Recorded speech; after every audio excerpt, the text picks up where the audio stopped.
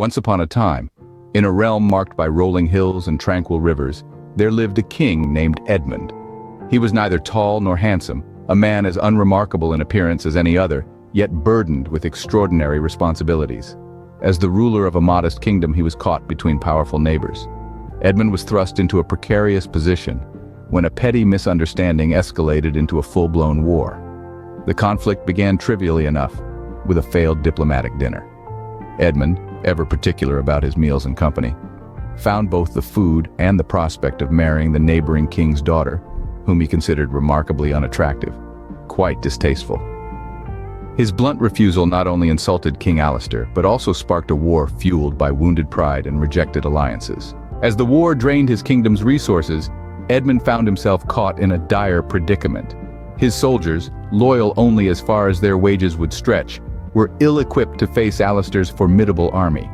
With the treasury dwindling and the populace on the brink of starvation, Edmund faced a stark choice: feed his people or his army. In his desperation, a grim solution dawned upon him, a choice so macabre that it chilled even his own heart. He decreed that all able-bodied adults must either enlist in the army or be used to sustain it. The horrifying ultimatum, intended to bolster his forces and reduce the number of mouths to feed, sent shockwaves through the kingdom. With this newfound might, Edmund's army crushed Alistair's forces, seizing his city and claiming all its resources.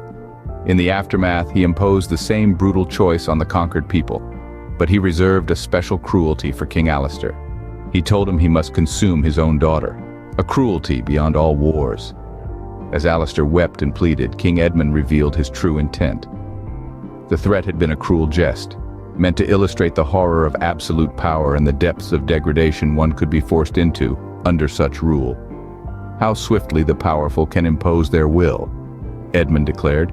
He spared the princess but condemned Alistair to execution at dawn for his arrogance and warmongering. As the sun rose the next morning, King Edmund stood unchallenged, his rule now extending over 2 kingdoms. His actions, though initially driven by desperation, had morphed into a dark display of power and manipulation, earning him a reputation as a ruler with a sinister mind, a king who would use fear and cruelty not just as weapons, but as instruments of governance. In the end, King Edmund's legacy was one of terror and might, a stark reminder of how the pressures of leadership can transform an average man into a tyrant, wielding his power in ways that leave indelible marks on the pages of history. This was a fictional short story written by Maxwell Dacosta.